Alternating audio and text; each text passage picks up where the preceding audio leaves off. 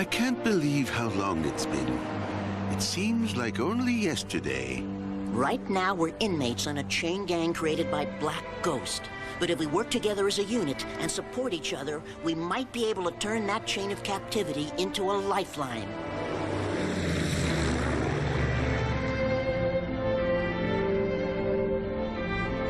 I'm glad you decided to join us, 009. 009? It's rather extraordinary how well they do interact together, considering how diverse their backgrounds are. The first cyborg that I worked on was Cyborg Prototype Number 2, codename 002, real name Jet Link, age 18, an American from the Bronx in New York. It has always been a dream of mine to soar through the air. That dream inspired me when I first designed Prototype Number 2.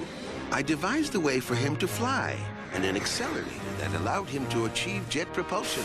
The device was crude at first, but after several years, I was able to perfect the design. 009 isn't the only speedy one. Nope, it's just me, Jet.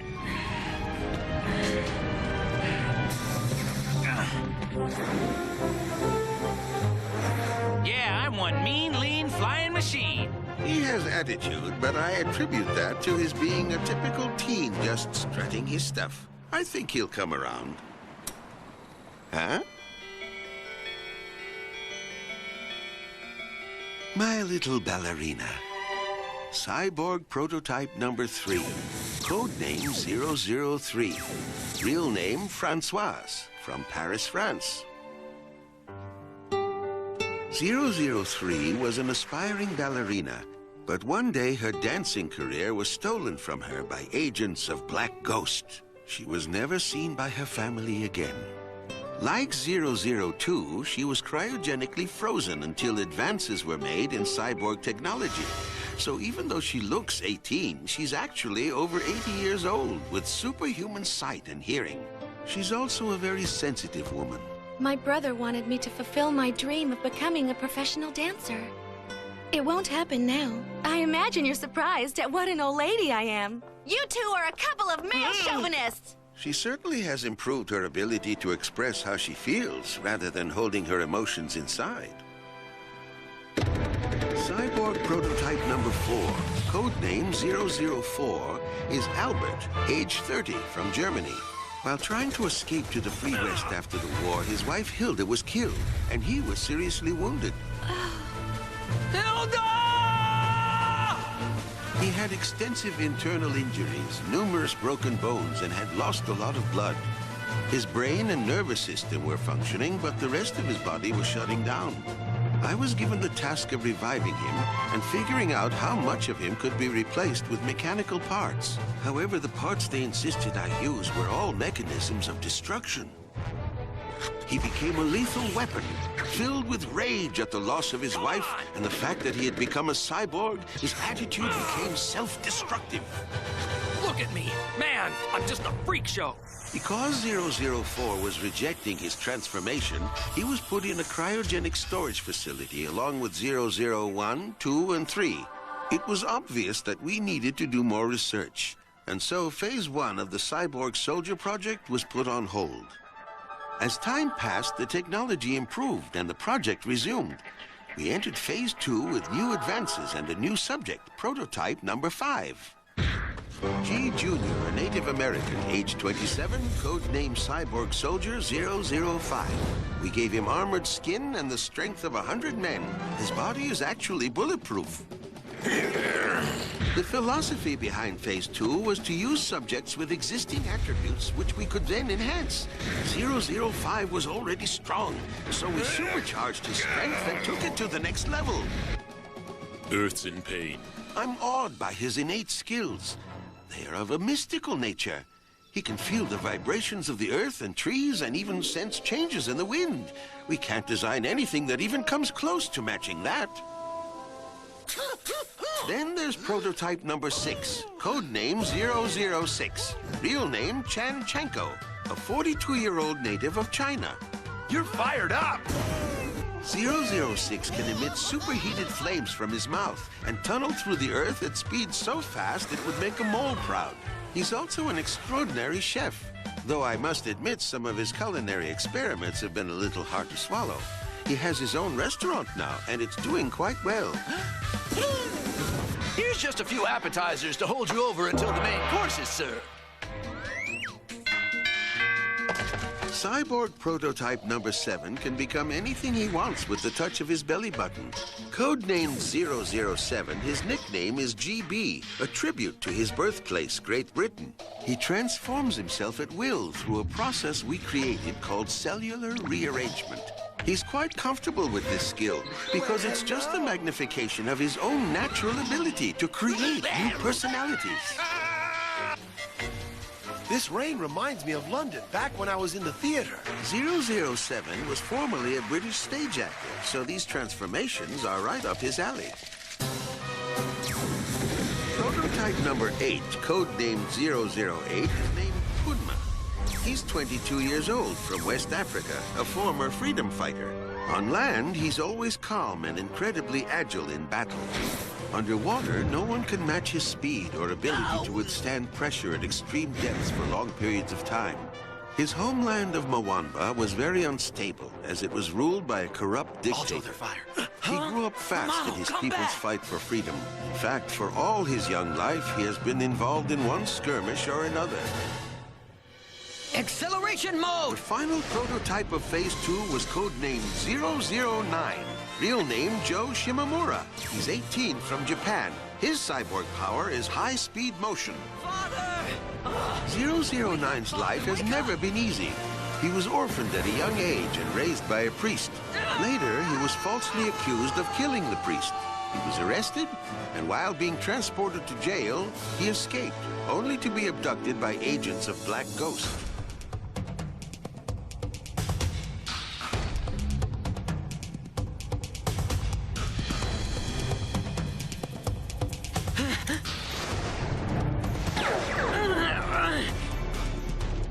Acceleration mode!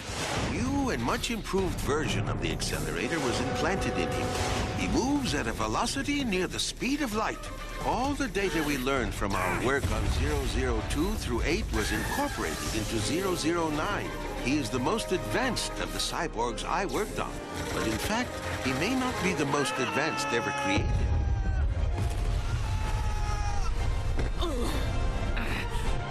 Die! Ah! 009! You must have more than speed available. Come now, show me. All I have is faith in myself! 009's greatest strengths aren't his cyborg abilities. His real power comes from his courage to do the right thing and his determination to see that justice prevails. When he's sleeping, he looks for all the world like an ordinary baby. Prototype number 1, codename 001. Born in Moscow, Russia, his powers include telepathy and telekinesis, allowing him to move things by using his mind. He was developed by the Black Ghost organization and preserved in a cryogenic state before I was brought into the program. Even now, I don't fully understand all of his powers. What I do know is that he requires a lot of sleep. 15 days straight, unless an emergency arises. Then he awakens, because he senses his powers are needed. Huh? Hi, Doc. I brought you some coffee. I thought that might be nice. Black, right? Huh? What's that? Oh, I was just looking for clues. Clues? Mm-hmm.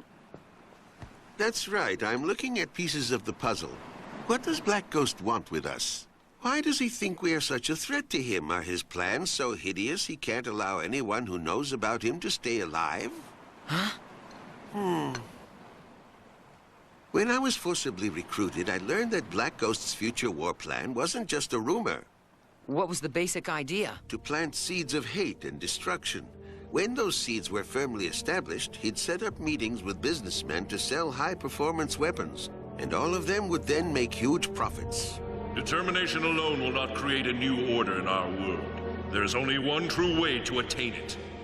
Gentlemen, welcome to a demonstration of our latest weapon, With his weapons in place, the wars would gradually spread to places man had never fought before, such as the bottom of the ocean and even outer space. That's what Black Ghost had in mind when the cyborgs were created? I believe so. The present tools of war have the capacity to wipe everyone off the face of the earth. But Black Ghost wants to equip his cronies with even more power than that. Cyborg weapons, meaning you, with your high-tech design, could conceivably conquer beings throughout the entire solar system. I'm not convinced that his only motivation is to make money marketing weapons of death. It sends chills up my spine contemplating what his true intention might be. That intention is, there are more immediate worries to attend to. I need to take a good hard look at the Black Ghost organization, especially the enemies we've fought. This might provide clues as to who else might come after us, assuming that they'll keep trying to eliminate us. Even if Black Ghost himself is no longer alive, there are undoubtedly others in his evil network carrying on his schemes and enforcing his rules. We turned against them, and now they won't be happy until all of us are dead. Therefore, the survival of the entire universe depends upon our ability to remain alive long enough to foil them.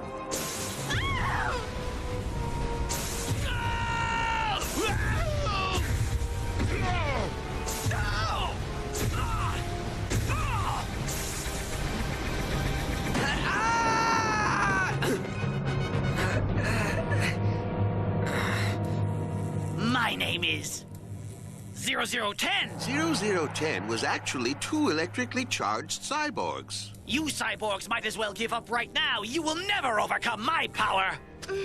Doesn't it mean anything at all that Black Ghost doesn't care what happens to you? 009, you were to be the final prototype of the Cyborg Soldier Project. But there were plans to produce more. One of the prototypes was altered to create the 0010 assassin twins, each with their own charge. Minus!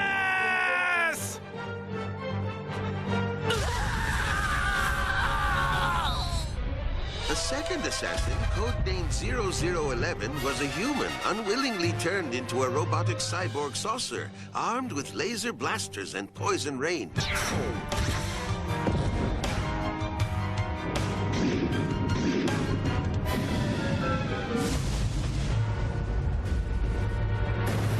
The third assassin, codenamed 0012, was able to morph into the shape of a mansion and a lonely woman who lived there. Of course, you were actually inside the cyborg, which you discovered when it attempted to dissolve you with its stomach acid. The last assassin we faced was 0013, a husky boy cyborg and his robot. The robot could make himself invisible. The boy could project his thoughts and move so rapidly he seemed to be replicating himself. He's quick.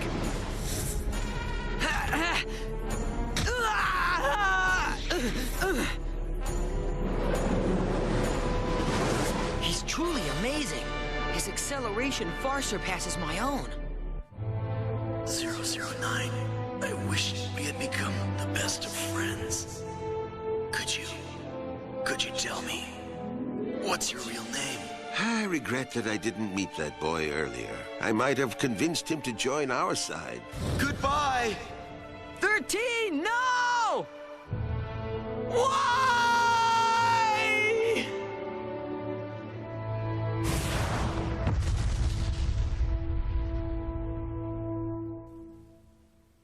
Cyborg men. Black Ghost had begun mass-producing these lethal fighters. Their leader was 008's old friend, Mamado. Fortunately, we disrupted Black Ghost's plans for civil war in Moamba by defeating them.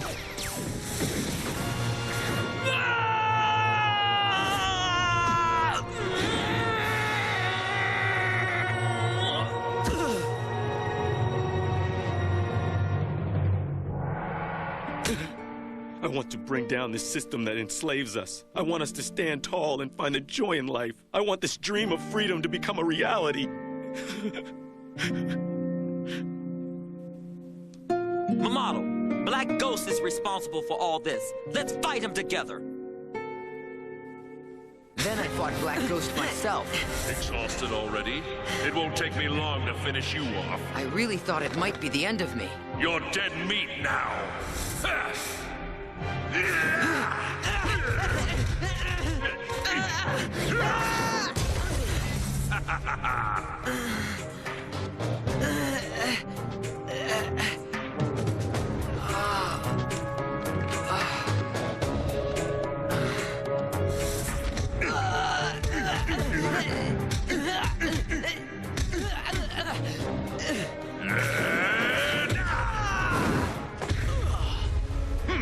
You're no challenge to me at all. How disappointing. You're not even worth using as a research specimen. Amazingly, you found within yourself untapped strength that you didn't even know you had. I'm not done. Come on. And I think the human part of you, the part that wants to do what's right for your fellow man, is what gave you the final victory over Black Ghost.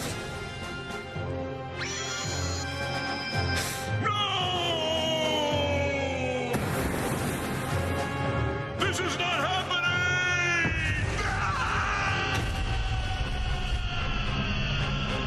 Professor, aren't you forgetting one important detail? Huh?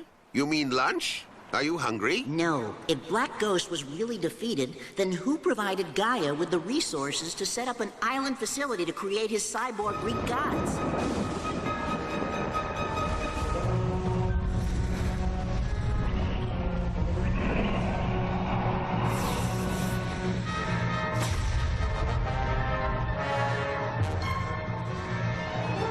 I'm known as Apollo. There are others with me. Indeed there were.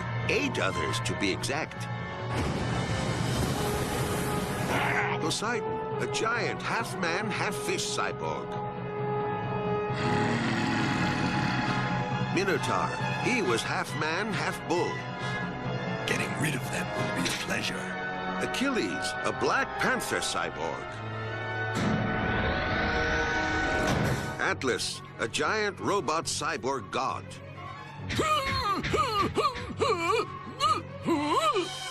Nereus, a cyborg hippo.